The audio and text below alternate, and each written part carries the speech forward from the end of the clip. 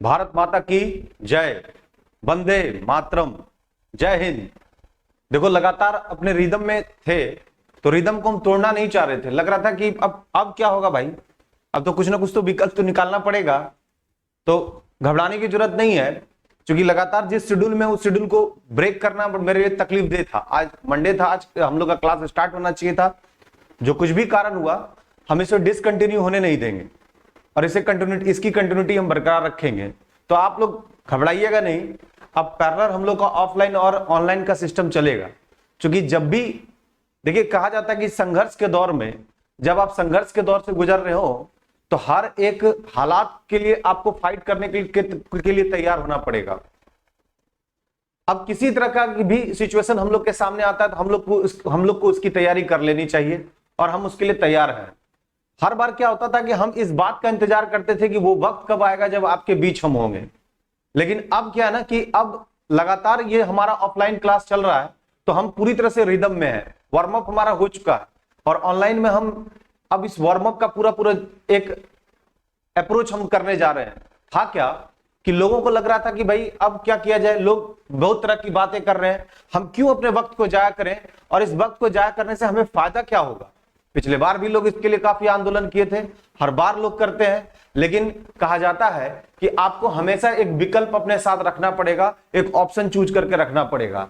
और हम अपनी कंटिन्यूटी को किसी भी तरह से उस पर ब्रेक लगाने की कोशिश हम नहीं करने जा रहे हैं। हम चाहते हैं कि आने वाले वक्त में हम लोग के पास एक बहुत अच्छा अप्रोच हो जाए। तो चलिए स्पेशल बातचीत पहले आप लोग से कर लें। और अब ऑफलाइन अगर खुल भी जाता है, खुलता भी है, तो हम आपके साथ पैरेलली ये ऑनलाइन सिस्टम में आपके साथ, बिल्कुल आपके साथ होंगे और इस काम को हम लोग आगे करते रहेंगे। देखिए चूंकि आज शुभारंभ है, श्री गणेश है, तो श्री गणेश में हम लोग सबसे पहले आप लोग से बात करें। ये बात सचमुच सबसे अच्छी बात है कि हम लोग के बीच में बहुत सारे बच्चे होते हैं, बहुत सारा रिएक्शन होता है, बहुत सारी बातें होती है। यहाँ पर उन बातों का एक कोई बहुत बेहतर अप्रोच नहीं हो पाता, लेकिन घबराने की आवश्यकता नहीं है। अब तो हमें इमेजिनेशन पर भी काम करना चाहते हैं। देखो लोग इमेजिनेशन पे तो काम करता ही है, इमेज करोगे और अच्छा इमेज करोगे तो बहुत सुकून मिलेगा, लोग करता भी है। हमने पहले भी कहा था कि बहुत सारे बच्चे जो है ना रूम बंद करके इमेज करते हैं कि हम ये कर रहे हैं वो कर रहे हैं। तो इमेजिनेशन पर अब काम चल रहा है और कहीं ना कहीं हम लोग को एक्ट को निभाने का एक अब कला डेवलप करना पड़ेगा, तो वो करने जा रहे हैं। तो स्पेशल बातचीत में सबसे पहले मैं आपसे ये बात कर लूं कि हम आपके सिलेबस को डिसकंटिन्यू, यानी जो कंटिन्यूटी हम लोग की बरकरार है उसको डिसकंटिन्यू नहीं करने जा रहे हैं। उसको कैसे हम लोग कंटिन्यू करेंगे, इसके लिए हमारे पास कुछ ना कुछ उपाय होना चाहिए। इस बार सबसे पहले हम लोग करेंगे क्या कि देखिए हम लोग के पास एग्जामिनेशन का जो दौर है, हम लोग एग्जामिनेशन के जो अप्रोच में चल रहे हैं, तो हमारे पास एक एग्जाम सबसे नियर अबाउट आ रही है, बिहार दरोगा। और आप लोग को पता होगा कि ये एग्जाम को तो हम किसी तरह से, इस एग्जाम में किसी तरह से हम कमजोर कड़ी का यूज करते नहीं है। सवाल ये उठता है कि अगर आप बहुत बेहतर तरीके से बने रहे तो इस एग्जाम में सर्वाधिक क्वेश्चन तो मैं ही लड़ाऊंगा। ये तो अब इसको जैसे भी आपको लेना ले सकते हैं। मैक्सिमम क्वेश्चन चाहे 1717 की बात हो, चाहे इस बार जो बच्चे फिजिकल दे रहे हैं, किसी बच्चे से आप इंटरेक्ट होइएगा तो आपको पता चलेगा कि सवाल वही पूछता है जो हम चाहते हैं। सवाल कभी भी उस तरह के सवाल नहीं पूछे जाएंगे जो लोग अलग अलग तरीके से लोग मॉडल प्रैक्टिस सेट में बना रहे हैं। सवाल एकदम बिल्कुल आसान पूछा जाता है और प्रॉम्प्ट सवाल पूछा जाता है, जो सबसे अधिक ज्यादा पॉपुलर सवाल है। तो बिहार दरोगा में ध्यान रखिएगा, बिहार दरोगा में आपके पास टोटल जो क्वेश्चन है 25 क्वेश्चन। इस 25 क्वेश्चन को तो आपका गलत होना नहीं चाहिए, वो आपका करंट अफेयर्स का होगा, यानी समसामयिकी से आपका 25 सवाल पूछा जाएगा। रेस्ट आपके पास 75 क्वेश्चन बच रहा है, ध्यान देना है। यानी 25 सवाल बाबू आपका दिक्कत नहीं होना चाहिए। 25 सवाल में कम से कम आपको अप्रोक्स 20 से 22 करना ही पड़ेगा, क्योंकि देखो नया जितना बच्चा आ रहा है ना, सब नया बच्चा में गजब का एकदम एनर्जी लेवल चल रहा है। आपको क्या लगता है कि जो नए बच्चे आ रहे हैं मेहनत जबरदस्त कर रहे हैं और इसका जो काम करने का तरीका है बहुत इफेक्टिव हो रहा है। तो आपको क्या करना पड़ेगा कि आप अपने आप को बहुत अच्छे तरीके से बैलेंस करके इन काम को करना पड़ेगा। अब कुछ बच्चा पूछता है सर 25 क्वेश्चन पूछेगा क्या करे कि कोई किताब को लेकर के उसका लाइन बाय लाइन अंडरलाइन कर ले। तो देखिए अब क्या है ना कि इसके लिए आप टेंशन मत लीजिए, ये जो 25 सवाल है करंट अफेयर्स का, इस 25 सवाल में अगर मिजाज से 25 पेज बना दिया जाए, यानी 25 पेज या 30 पेज का एक अच्छा मटेरियल तैयार कर दिया जाए और उस 30 पेज के मटेरियल पर बहुत अच्छा डिस्क्राइब कर दिया जाए, तो कहीं कोई दिक्कत होने वाली बात नहीं है। अब पूछिएगा कि सर ये 25 सवाल को हम लोग अप्रोच कैसे करेंगे? तो देखिए क्या है ना कि कुछ लोग पूछते हैं कितने महीने का हम लोग को करंट अफेयर्स क्लियर करना चाहिए, 6 महीने का, साल भर का। अब देखो एग्जामिनेशन का कोई दायरा है नहीं कि सवाल कब से पूछेगा। आप देखे होंगे कि पिछले बार एक न्यायिक परीक्षा हुई थी, 2019 का करंट अफेयर्स पूछ दिया। फिर किसी एग्जामिनेशन में देखिएगा कि एकदम करंट जो है, अगर अप्रैल में एग्जाम हो रहा है तो मार्च का क्लोज करके क्वेश्चन पूछता है। तो कहा जाता है कि योद्धा अगर रण क्षेत्र में पहुंचे हो, अगर तुम्हें युद्ध जीतना है तो सभी कलाओं में निपुण आपको होना पड़ेगा। किसी एक कला में निपुण होकर के अगर आप रण क्षेत्र में जाते हैं तो आपकी हार हो सकती है। इसलिए अगर आप सचमुच मैदान में बाजी मारना चाहते हैं, मैदान में अपने आप को साबित करना चाहते हैं, तो सभी कलाओं से परिपूर्ण होकर के आपको मैदान में जाना पड़ेगा। मैदान में अपनी मजबूती को अपने मजबूती को स्थापित करना पड़ेगा कि हम हर कलाओं में निपुण हैं। आप जिस कला से हमसे फाइट कीजिएगा, हम आपके लिए रेडी हैं। तो आप पूछिएगा सर कि 2019 से क्या करंट अफेयर्स करेंगे? नहीं, बिल्कुल नहीं करना है। अब देखो कि अगर मान लीजिए कि इसका जो संभावित बिहार दरोगा का मई में चल रहा है, तो मई या जून जब भी हो, पेंडेमिक काल है, अब कुछ नहीं बोला जा सकता है। पहले तो हम किसी चीज का अनाउंसमेंट करते थे और वक्त पर होता भी था, लेकिन अब पेंडेमिक काल चल रहा है। इसमें से अब क्या आपदा प्रबंधन क्या डिसीजन लेगी उस पर कुछ किसी को पता नहीं चल पाएगा। रैंडमली ये एक हम लोग के पास अप्रोच आ जाएगा। लेकिन आप ये मान के चलिए कि मई, जून, जुलाई जो भी एग्जामिनेशन होगा, तो आपको जनवरी से लेकर या फिर एक महीना पहले दिसंबर, नवंबर का ले सकते हैं। तो करंट अफेयर्स में आप एक काम कर सकते हैं, नवंबर, दिसंबर और यहां से लेकर के जब तक एग्जाम उसके एक महीने पहले यानी 1 मंथ पहले तक का आप अपना करंट अफेयर्स अपडेट रखिएगा। क्वेश्चन पूछता है बीपीएसएससी का, करंट अफेयर्स का सवाल बहुत अच्छा होता है, यानी ये 25 सवाल पर आपका काम होगा। रेस्ट आपके पास 75 क्वेश्चन बच रहा है बाबू, इस पर ध्यान देना है। अब 75 क्वेश्चन में कोई दिक्कत नहीं है। 75 क्वेश्चन में हर हाल में आपका जीएस का सेक्शन अच्छा होना चाहिए, और जीएस का सेक्शन अच्छा होगा तो फिर आप अपना काम कर लीजिएगा। अब करना क्या है ये ध्यान देना है। ये इन चीजों पर ध्यान रखने के लिए, यानी 75 क्वेश्चन पर ध्यान रखने के लिए हमें किस तरह का स्ट्रेटजी करना चाहिए, किस तरह का रणनीति हम लोग को लगाना चाहिए, ये सबसे इंपॉर्टेंट है। तो इस 75 क्वेश्चन को अच्छा करने के लिए हर हाल में सबसे पहला चैप्टर आपका मॉडर्न इंडिया बहुत अच्छा होना चाहिए, क्योंकि यहां से सवाल सर्वाधिक पूछे जा सकते हैं। अगर हम लोग 67 बीपीएससी की बात करें, 67वीं बीपीएससी की बात करें, तो उसमें से भी सर्वाधिक सवाल मॉडर्न इंडिया के पूछे जाते हैं। स्टैटिक अगर हम लोग जनरल स्टडी की बात कर लें। दूसरा, अगर आपके पास कोई सेक्शन है तो दूसरा आपका जो सेक्शन आएगा दैट इज द पॉलिटी। और हम लोग क्या करेंगे, ये दोनों सेक्शन को मिला के पढ़ लेंगे, मॉडर्न इंडिया और पॉलिटी, यानी भारतीय संविधान और आधुनिक भारतीय इतिहास। तो हम लोग का अप्रोच क्लियर हो जाएगा। यानी ये दोनों को जब भी पढ़ना है ना, तो इतिहास को शुरू करना है मॉडर्न इंडिया से, ये नहीं कि एंसेंट से शुरू कर दीजिएगा। क्योंकि प्राचीन भारतीय इतिहास पढ़िएगा तो वैदिक काल पढ़ना पड़ेगा, और वैदिक काल के मतलब यज्ञ का आयोजन करना पड़ेगा। लगेगा यज्ञ चल रहा है, पढ़ाई कम लगेगा, लगेगा यज्ञ शुरू कर दिए हैं। मुंडकोपनिषद, बृहदारण्यकोपनिषद, कठोपनिषद, इस तरह के सवालों को देखना पड़ेगा। तो प्राचीन भारतीय इतिहास को शुरू करते हैं। तो प्राचीन भारतीय इतिहास साइंटिफिक तो है, इसमें तो कोई दो राय नहीं है कि पूरी तरह से वैज्ञानिकता है प्राचीन भारतीय इतिहास में। अगर वैज्ञानिक रूप से प्राचीन भारतीय इतिहास को पढ़ा जाए तो हर एक कड़ी आपके अंदर होगा। जहां मेडाबल की बात रहे तो मध्यकालीन इतिहास को पढ़ने का एकमात्र सगुफा है कि भाई मध्यकालीन इतिहास को कहानी की तरह पढ़ना पड़ेगा, स्टोरी डिटेल पढ़ना पड़ेगा। अलाउद्दीन खिलजी ने क्या क्या किया, फिरोज शाह तुगलक ने क्या किया, गयासुद्दीन तुगलक ने क्या किया, मोहम्मद बिन तुगलक ने क्या किया, कुतुबुद्दीन ऐबक ने क्या किया, इल्तुतमिश ने क्या किया, दिल्ली सल्तनत का पूरा क्या सिस्टम था, उसकी प्रशासन व्यवस्था कैसी थी, दीवान वजारत कैसा था, दीवान रिसालत क्या था, दीवान बंदगान किसको बोलते थे। जो प्रॉम्प्ट क्वेश्चन है वही पूछा भी जाता है, जैसे दीवाने कोही किसको बोलते हैं। तो कहने का मतलब है कि इधर दिल्ली सल्तनत से इस तरह के सवालों को पूछा जा सकता है। उधर अगर मुगल काल में जाते हैं तो मुगल काल का भी एक बहुत अच्छा अप्रोच हो जाता है। यानी कम से कम औरंगजेब की मृत्यु 1707 तक तो आपको बहुत अच्छी तरह से स्टोरी टाइप से पढ़ना पड़ेगा, जिसमें से सबसे ज्यादा अगर आपको किसी को फोकस करना है तो अकबर को करना पड़ेगा, क्योंकि अकबर से सर्वाधिक सवाल पूछे जाते हैं।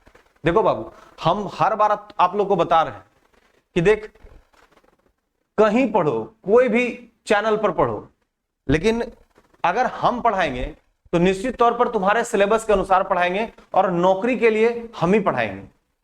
हम ऑफलाइन क्लास में सारे बच्चे जानते होंगे, चूंकि ऑनलाइन में चूंकि आज देख रहे होंगे तो उन्हें पता नहीं चल पा रहा होगा, लेकिन ऑफलाइन के बच्चों को पता है कि हर एक एग्जाम के पहले जो प्रहार का बैच होता है, प्रहार इस बात का दस्तक देता है कि नेक्स्ट एग्जामिनेशन में कोई सवाल छूटने वाला नहीं है। लंबा लंबा बात करने हम थोड़ी आए हैं, काहे के लिए परेशान होने के लिए आए हैं कि भाई ऑफलाइन बंद हो गया तो ऑनलाइन आपके सामने आ रहे हैं। हम लंबे बातों को करने नहीं आए हैं, हम आपके करियर से संबंधित सवालों को करने आए हैं। हम चाहते हैं कि आप अपने तरीके से चीजों को पढ़िए और आपका करियर सेटल हो जाए। तो ध्यान रखना है कि मेडाबल, एंसेंट और मॉडर्न में सबसे पहले आपको ध्यान देना होगा मॉडर्न, और मॉडर्न को जोड़ करके भारतीय संविधान को पढ़ लीजिए, काम आपका कंप्लीट है।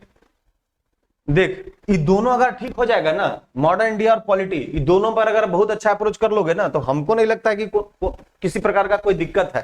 कारण क्या है कि जहां से आधुनिक भारतीय इतिहास खत्म होता है, वहीं से भारतीय संविधान की शुरुआत होती है। कोई पूछेगा कैसे सर, तो हम समझाते हैं कैसे, कि जिस देश की आजादी के लिए लगातार लोगों ने फाइट किया, लगातार लोगों ने अप्रोच किया, उस देश की आजादी जब हुई तो हम चाहते थे कि हमारी अपनी खुद की अपनी एक नियमावली होनी चाहिए, अपना खुद का नियम और कानून होना चाहिए। वो बनाएंगे भी हम, लागू भी करेंगे हम, और हम पर ही लागू होगा, और जब चाहेंगे तो हम उसमें परिवर्तन करा सकते हैं, और इसी का नाम है भारतीय संविधान। तो बताइए कि 350 साल के स्ट्रगल के बाद जिस देश की आजादी हमें मिली, और अगर हमें मौका मिलेगा अपने देश के चीजों को बनाने का, तो हमें, हमारा यह दायित्व तो बनता है कि इन चीजों का पूरा पूरा सिस्टम हम लोग के पास होना चाहिए।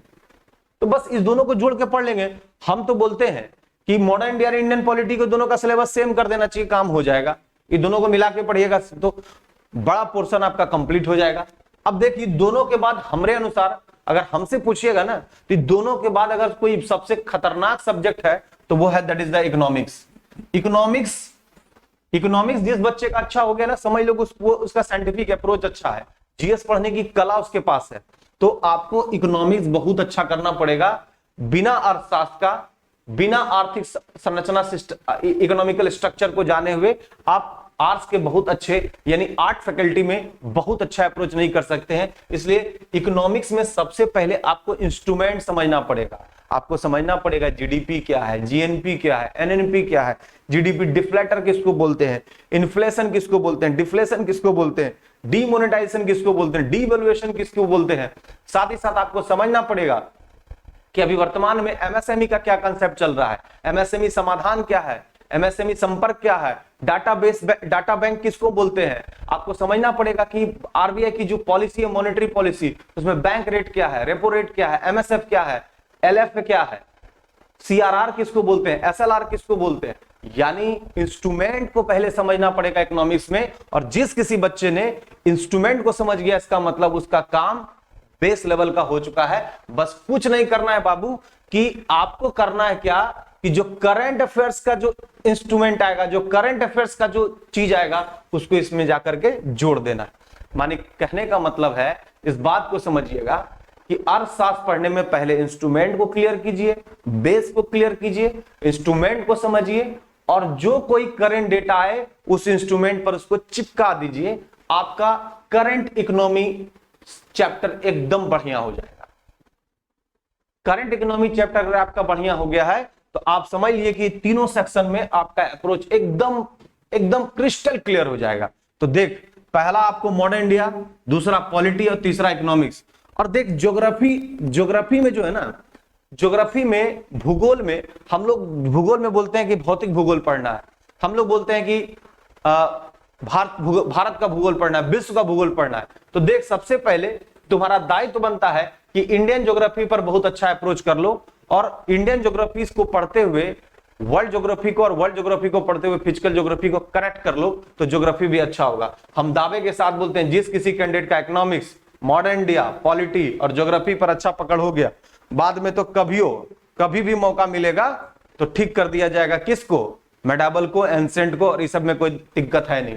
रहा बात साइंस सेक्शन में, तो साइंस सेक्शन में ध्यान देना है कि बायोलॉजी का कंसेप्ट एकदम बेहतरीन होना चाहिए, और बायोलॉजी में खाली ब्लड से क्वेश्चन नहीं पूछता है। ये जो सब जो धंधा पकड़ लिया है कि कोनो मौका नहीं मिला तो ब्लडे पढ़ाना शुरू कर दिया, ये धंधा से गति मंदा हो जाएगा।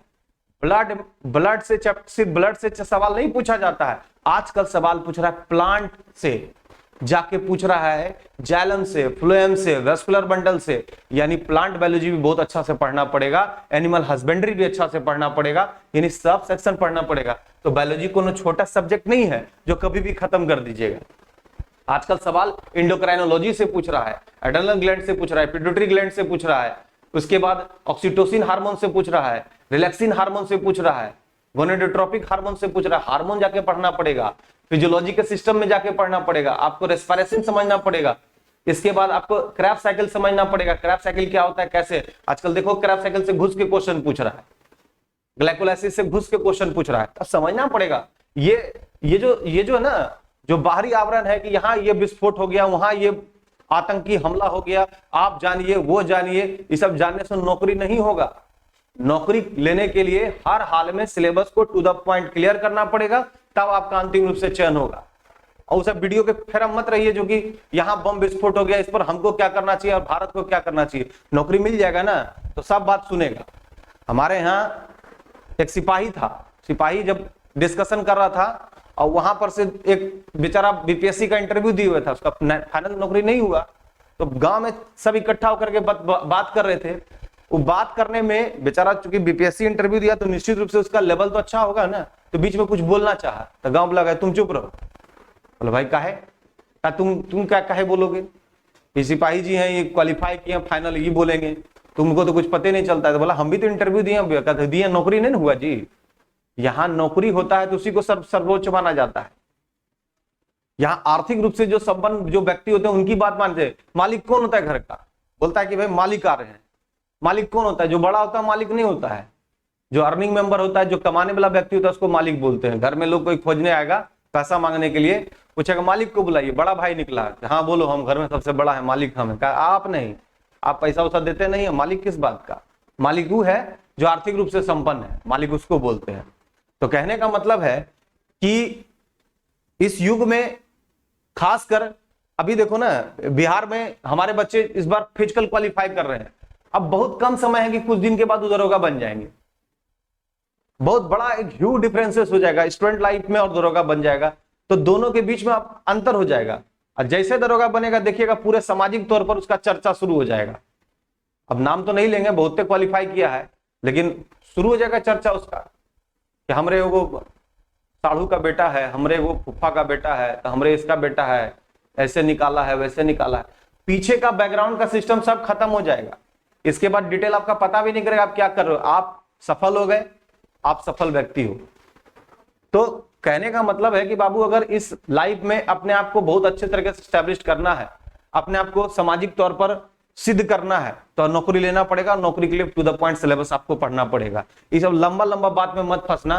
ये जो लंबा लंबा सब बात कर रहा है, आते के साथ ये घटना होगा वो घटना होगा, अरे भाई हम सब घटना को मानते हैं, नौकरी नहीं होगा तो कौन घटना को पता चले। तुम बोलोगे कि हम वैश्विक स्तर पर बात करने जा रहे हैं, तो कहां करोगे, पान दुकान पर जैसे निकलोगे कहेगा कि नौकरी नहीं ले पाया, अब पान दुकान पर लंबा लंबा छोड़ रहा है।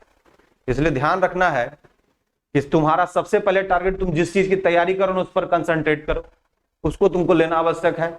और अगर वो तुमको अचीव हो गया ना, तुम उसको अपनी तरफ कर लिया, तो तुम्हारा काम पक्का है। इस बार हम सोच के आए हैं कि जैसे ऑफलाइन में पढ़ा रहे हैं उसी ऑफलाइन के मूड के अंदाज में आएंगे। हर बार हमको थोड़ा सफोकेशन होता था कि आएंगे तो भाई क्या बोलेंगे, कैसे बोलेंगे, लेकिन अब एकदम पूरा दिमाग सोच के आए कि जो स्टाइल है, जो नेचुरल है, इस बार सोचना पड़ेगा, क्योंकि भी ताजा ताजी उन लोग को देखे हैं। हाँ, थोड़ा सा आप लोग को लंबे समय से देखते हैं ना, तो हो सकता था दिक्कत हो जाता है। इमेजिनेशन चल रहा है, इमेजिनेशन करके आप लोग को पढ़ाएंगे और इस बार कंटिन्यू रखेंगे। ऑफलाइन खुलेगा, ऑफलाइन भी चलेगा, कोई दिक्कत नहीं है। जैसा विधिवत चल रहा था, जैसा हम लोग का क्लास चल रहा था, ऑफलाइन भी चलेगा। लेकिन कुछ बच्चे बहुत रिक्वेस्ट किए यूट्यूब पे, तो लगातार। हाँ, एक और चीज है कि अगर यूट्यूब पे इस बार यूट्यूब अगर शुरू करोगे तो इस बार अप्रिसिएशन चाहिए। इस बार आप लोग को सब्सक्राइब करवाना पड़ेगा और जो बेल आइकॉन उसको दबाना पड़ेगा। हम नहीं बोलते थे लेकिन इस बार करना पड़ेगा। इजाफा नहीं करवाइएगा तो हम ऑनलाइन में टिक नहीं पाएंगे, क्योंकि हमको तुरंत जो है ना, मतलब बोझिल टाइप का लगने लगता है, जहां अप्रिसिएशन नहीं होता है। पता है, जब हम ऑफलाइन में बोलते हैं तो बच्चे डेस्क को पीटते हैं, मजा आ जाता है, और आधा घंटा खींच के पढ़ाते हैं। तो आप डेस्क तो यहाँ पीट के नहीं दिखा पाइएगा, लेकिन आप सब्सक्राइब करके हमको दिखाइएगा, तो कल होकर के जैसे ही हम देखेंगे कि हमारे चैनल में व्यूज और सब्सक्राइब इतना बढ़ा है, तो काम हमारा और पुख्ता हो जाएगा। तो आज तो पहला दिन क्लास था, ज्यादा अब ये समझ गए कि इस बार मिजाज कैसा है, ज्यादा हम लंबा ये बात नहीं करेंगे, ये करने जा रहे हैं वो करने जा रहे हैं, लेकिन हाँ ये ध्यान रखना है कि अब हम शुरू हुए हैं, जब जैसी स्थिति होगी तब वैसे उन परिस्थितियों से लड़ना हम शुरू करेंगे और हम उससे हटेंगे नहीं। और कायर वो लोग होते हैं जो परिस्थितियों का हवाला देते हैं कि अगर ये होता तो वो हो जाता, वो होता तो वो होता। हम हर परिस्थितियों में, हर सिचुएशन में काम करने को आतुर हुए, लेकिन दिक्कत इस बात है कि हर चीज का एक इंटरेस्ट लेवल भी होता है। अगर आप जिस चीज से आपको इंटरेस्ट नहीं है, आपको जबरदस्ती करवाया जाएगा तो आप नहीं कर पाइएगा। खुद ब खुद आपका खुद जमीर जागेगा, आपको खुद लगेगा कि हमें इस काम को करना चाहिए, तो आप बहुत बेहतर कर सकते हैं। और जब मुझे मेरी खुद की इच्छा होती है, मुझे लगता है कि अब मुझे करना चाहिए, तो मैं करता हूं। मैं किसी के दबाव में नहीं करता हूं, ना किसी के प्रेशर में करता हूं। जो भी करता हूं खुल करके और मिजाज से करता हूं। जय हिंद।